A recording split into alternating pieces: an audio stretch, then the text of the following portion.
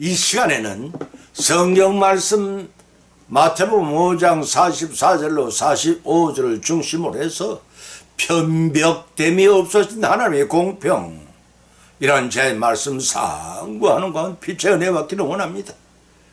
디모데전서 5장 21절에 기록하기를 하나님과 그리스도 예수와 택하심을 받은 천사들 앞에서 내가 엄히 명하노니 너는 편견이 없이 이것들을 지켜 아무 일에도 편벽되이 하지 말며라고 하였습니다.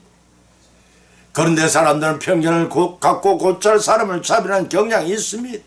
우리 주변에서도 흔히 볼 수 있습니다. 어느 날이었습니다. 버스를 같이 탄 여행객들이 식당에 모여서 식사를 하고 있었습니다.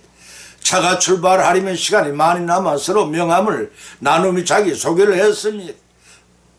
조그만 무역회사를 경영하고 있습니다. 매출액이 돼야 고작 몇 억밖에 안 됩니다. 아, 그러십니까? 저는 이제 겨우 국장입니다.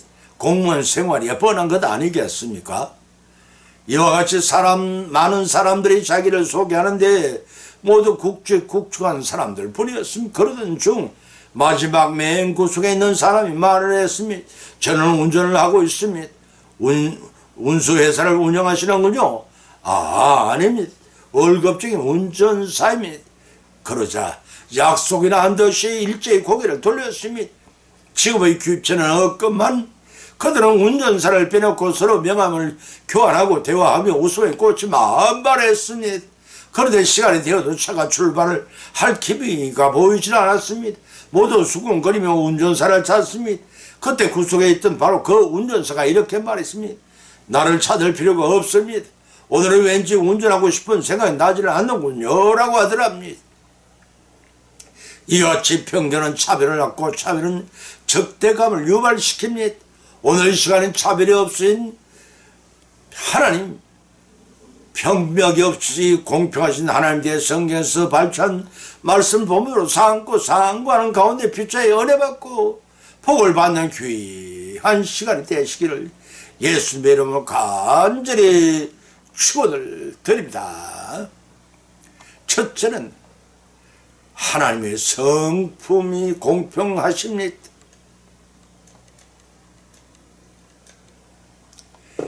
본문의 말씀 이사야서 5장 15절 17절을 찾아보면 기록하기를 천한 자는 굴복되고 귀한 자는 낮아지고 오만한 자의 눈도 낮아질 것이 오로지 만군의 여호와의 공평함으로 높임을 받으시며 거룩하신 하나님의 의로우심으로 거룩하다함을 받으시리니 겉에 어린 양들이 자기 초장에 있는 것 같이 먹을 것이요 살찐 자의 황망한 밭의 소사는 유리한 자들이 먹으리라고 하셨습니다. 세상에는 홀로 완벽한 사람이 없습니다. 하나님께서 이 세상 사회를 만드실 때 서로 돕고 살도록 각 사람에게 한 가지씩의 달란트를 주셨기 때문입니다. 하루 24시간 공유하게 하셨으며 일하는 낮과 휴식을 취하는 밤을 똑같이 주셔서 살아가게 하십니다. 그런 하나님의 공평의 세상은 출애굽 이스라엘 백성들이 양식에 떨어졌을 때 밤사이 이슬처럼 만나는 데 되어 주심으로 나타내셨으니 더 많이 거둔 자나 적게 거둔 자나 한 오멜씩 부족함이 없도록 거두게 하셨습니다. 하나님은 공평히 자비하신 하나님이십니다. 여기서 공평은 히브리어로 미시파트라고 합니다. 재판하다 다스리다는 뜻을 동사인 쇠파트에서 파생된 명사로 본문에서는 공평으로 해석되고 있습니다. 구약에서는 400회나 사용될 정도로 중요한 단어입니다. 공평이란 단어는 이사야 당시는 하나님이 공의가 아닌 사람이 포악 히브리어 미스파흐로 대하였습니다. 오늘날 우리가 살아가는 현실 가운데 공평보다 여전히 포악이 난무하는 시대가 아니지. 우리는 이들도 모두 자신을 돌아보고 회개해야 할 것입니다. 그래 하나님의 진노가 임하지 않을 것입니다. 본문 말씀 15절에서 기록하길 천한 자는 굴복되고 귀한 자는 낮아지고 라고 하였습니다. 이는 이사야서 2장 11절 17절의 반복의 말씀입니다. 이 말씀 남유다가 바벨론 포로로 잡혀갈 것에 대한 예언으로서 유다의 모든 백성들은 지위 고아를 막노라고 비참하게 취급될 것임을 묘사한 말입니다. 하나님이 거룩한 백성이요 제사장 나라로 택감을 받은 이스라엘 족속에게 이러한 재난과 수모는 형언할 수 없는 비극과 충격이 아니라 할 수가 없었습니다. 이러한 비극적인 종말을 하나님 백성된 자들로서의 의무를 망각한 채 특구만 누리려는 몰지각한 오늘의 성도들에게도 큰 경고가 아닐 수가 없습니다. 본문 16절에는 망언의와 공평으로 높임을 받으시며 라고 하였습니다. 이 말씀 하나님께서 남유다를 심판하시는 목적이 무엇인가를 보여주고 계시는 말씀입니다. 하나님께서는 스스로 영광을 받으시는 분으로서 당신께서 하나님 계시를 택하신 자들을 구원하시는 사랑을 통해 나타내십니다. 동시에 완악한 범죄를 저지른 백성들에게 대해서는 철저한 심판을 통해 공평을 드러내어서 스스로 높임을 받으시는 분이심 따라서 거룩하신 하나님의 어려우심으로 거룩하다움을 받으시라고 있어야 선지자는 기록하고 있습니다. 거룩하시기 때문에 죄와 함께 공존할 수 없기에 택한 백성이 할지라도 회개하지 않고 지속적으로 죄를 지을 때는 어려운 심판을 내리십니다. 그러나 공평함을 줬고 순결한 순종의 삶을 사는 백성에겐 어린 양들이 자기 초장에 있는 같이 먹으리라 하고 본문 17절에서 말씀하고 계십니다. 이는 남은 자들에 대한 하나님의 축복이십니다. 이 말씀을 통해 깨닫게 되는 교훈은 죄에 대해서는 반드시 심판을 하시나 신실한 자에게 축복을 베푸시는 공의 하나님이심을 알 수가 있습니다.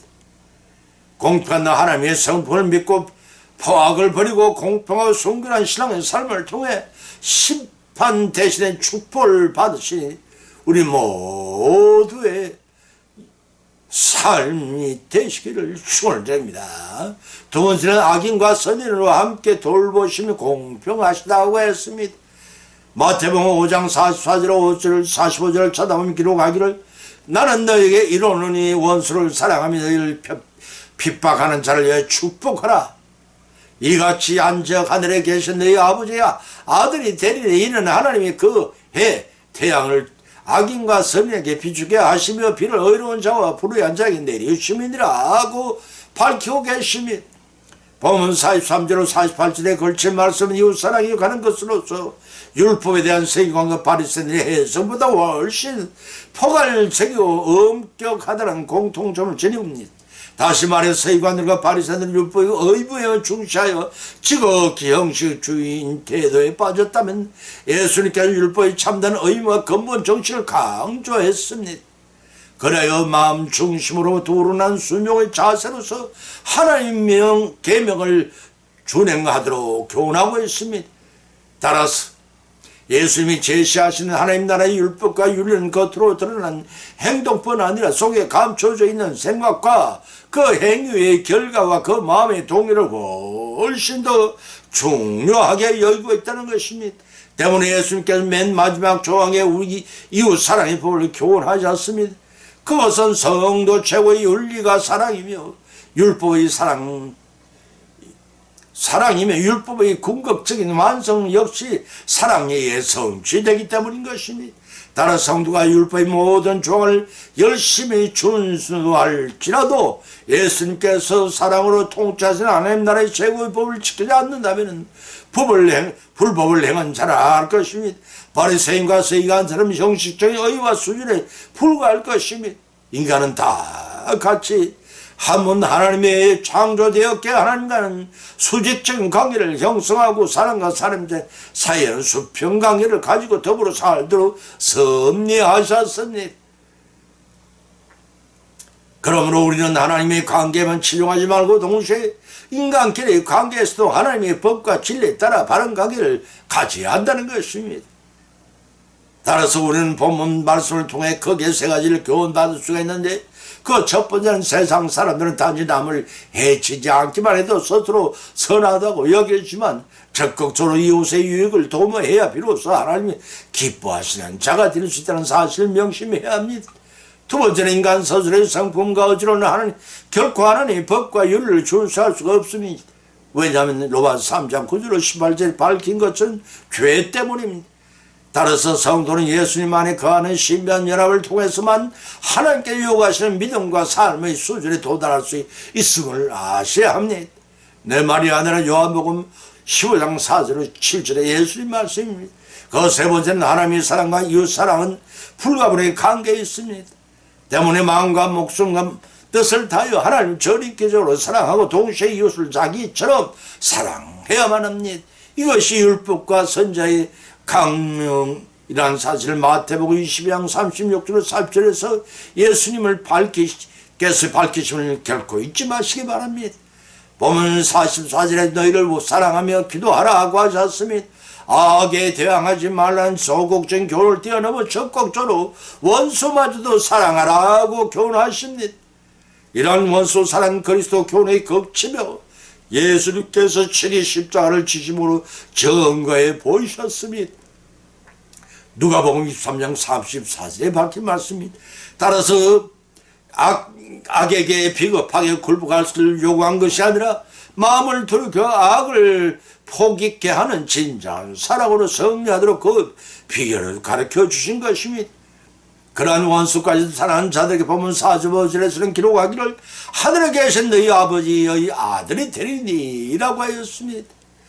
유대 사회에서는 아들은 아버지의 성품은 물론 재산과 직업까지도 물려받습니다. 이와 같이 우리 성도도 하나님의 자녀로서 하나님의 유업을 물려받기 위해서는 우리에게서 하나님과 동일한 성품이 발견되어야 합니다. 그 성품 범죄에 하나님 떠난 인간 세상에 독생자를 주시기까지 죄악된 우리를 사랑하신 것 가지 원수를 사랑한 것으로 나타내 보여야 합니다. 왜냐하면 본문 중반절 이하에서 하나님이 그 해를 악인과 선인에게 비추게 하시며 비를 어려운 자와 불의한 자에게 내리십니라고 하셨기 때문입니다.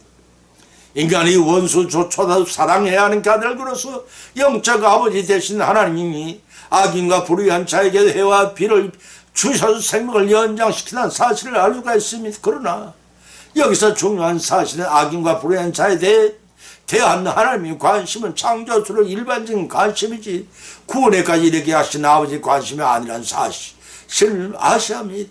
그러나 성도는 형제와 이웃에 대해 차별하지 말고 지속적인 관심을 가지고 그들의 구원을 위해 적극적으로 노력하는 사랑을 실천하십시다. 눈에 보이지 않는 하나님 사랑을 실천함으로써 예비하신 복을 받으시는 우리 모두 여성이 되시기를 예수님의 이름으로 축원드립니다. 세 번째는 모든 사람이 주가 되시면 공평하십니다. 로마서 10장 11절 13절을 찾아보면 기록하기를 성경에 이르되 누구든지 저를 믿는 자는 부끄러움을 당하지 아니하리라. 유대인이나 헬라인이나 차별이 없으나 한 주께서 모든 사람이 주가 대사체를 부를 모든 사람에게 부여하시도다. 누구든지 주의 이름을 부르는 자는 구원을 받으리라고 밝히고 계십니다.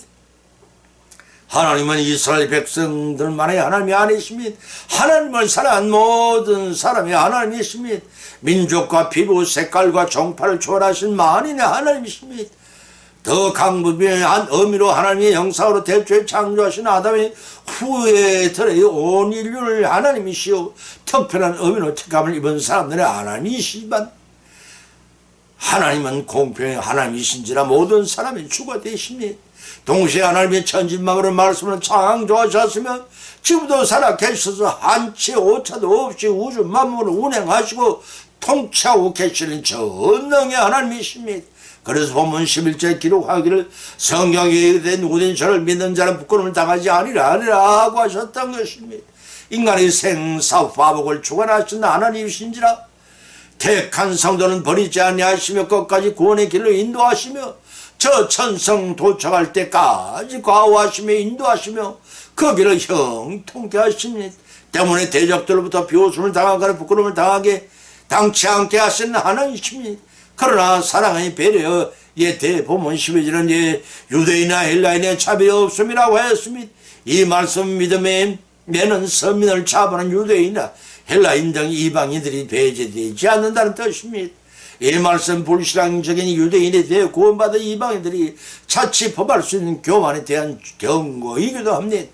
이방인들이 구원받은 것은 자기 행위로 말미암지 않고 오직 하나님의 은혜로 된 것이기 때문에 결코 구원받지 못한 유대인들을 멸시하거나 조롱하며 뽐내서는 안 된다는 것입니다. 오늘날 우리 성도는 신앙생활에 있어도 마찬가지입니다. 자신의 믿음과 지식이 다여 믿음이 연약한 성도를 깔보는 행위는 곧 불경한 자기의 자랑에 불과합니다. 때문에 항상 겸손해하고 오히려 자신의 약함을 자랑하는 자가 되어야겠습니다. 그와 반대로 유대인들과 서민의식을 자랑하는 행위를 버려야 합니다. 예수님께서 이 땅에 오셔서 주대인과 이방인과의 막힌담을 하시고 진정한 평화를 가져오셨기 때문입니다. 때문에 본절 정만절 이하에 한 주께서 모든 사람이 주가 되사 저를 부르시는 모든 사람이 부여하시도다라고 했습니다.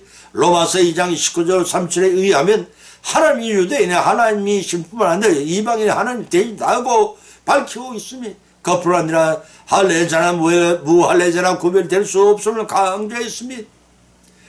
또 같은 원리로 사도 바울은 예수님께서 주가 되신 것은 모든 사람을 위함이라고 증거를 했습니다. 고린전서 12장 4절 13절 참조하시기 바랍니다. 따라서 그리스도 안에 거하는 것은 주님의 공평하고 차별 없는 부요함에 참여하는 것입니다. 아담의 타락으로 인한 인간이 필연적으로 겪게 된 궁핍과 부족함에 해방되어 진정한 풍요를 누리게 되는 것이 바로 구원의 상태입니다. 때문에 본문 13절에 기록하려거든 주의 이름을 부르는 자는 구원을 얻으리라 하고 하셨던 것입니다. 초대교회 시대부터 주님의 이름을 부른다는 표현은 하나님께서 독생 대속주로 보내신 예수님을 자신의 구주로 삼고 살아가던 신앙 고백입니다. 특히 공식적인 자신이 그리스도임을 나타내는 표식이기 때문에 주님의 이름을 부르는 어떤 사람일지라도 구원받게 하시는 공평의 하나님이십니다. 이를 믿고 차별하지 말고 공평의 하나님의 뜻을 순종하여 온전한 구원을 이루어 나가시는 저와 여러분의 여성이 되시기를 예수님 이름으로 간절히 축원을 드립니다. 결론을 맺습니다. 오늘 본 말씀을 상고하는 가운데 피차한 믿음대로 은혜를 받아 또한 세 가지 교훈을 받은 줄 압니다.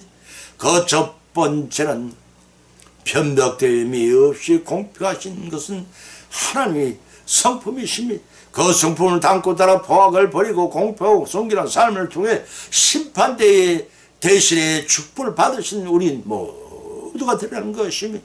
그 두 번째는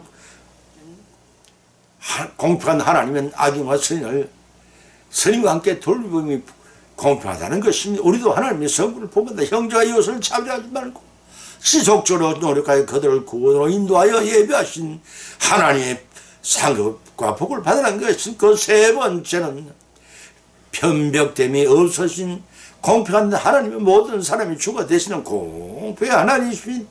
때문에 누구든 주님의 이름을 부르는 자에게 구원을 얻게 하신다는 것입니다. 이러한 교훈을 말씀으로 받은 것을 그치 말고 우리의 신생 가운데 받은 교훈의 씨앗을 심고 잘 가꾸어서 풍성한 믿음의 단을 기쁨으로 거두시는 우리 모두의 믿음의 여성이 되시기를 예수님 이름으로 간절히 축원을 드립니다. 찬송가 찬송가 337찬원입니다.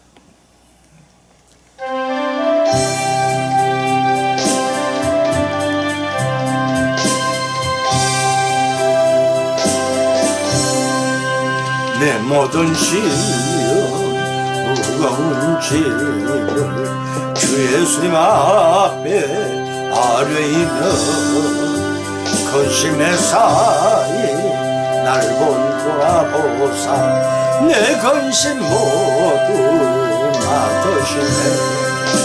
무거운 짐을 나 홀로 지고 견디다 못해 쓰러질 때 불쌍히 여겨 구원의 주님 은혜의 주님 오직 예수 내 모든 괴로움 닥치는 환란 주 예수님 앞에 아뢰이며 주께서 친히 날 구해주사 넓으신 사랑 베푸시네.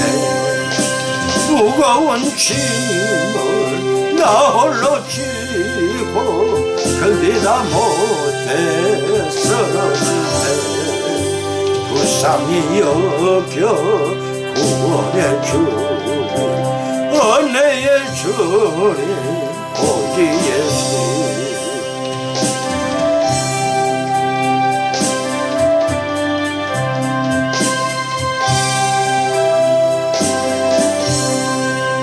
내 짐이 점점 무거워질 때 주님 예수님 앞에 아뢰요 주께서 친히 날 구해주사 내 대신 짐을 져주시네 무거운 짐을 나 홀로 지고 견디다 못해 쓰러질 때 불쌍히 여겨 구원해 주님 은혜의 주님 오직 예수님 마음의 시험 무서운 죄를 주 예수님 앞에 아뢰이며 예수님 나의 능력이 되사 세상을 이길 힘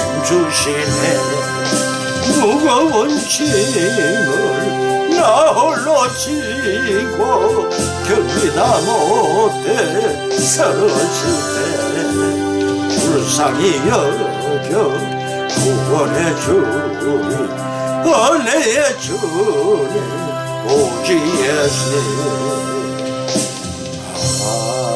아멘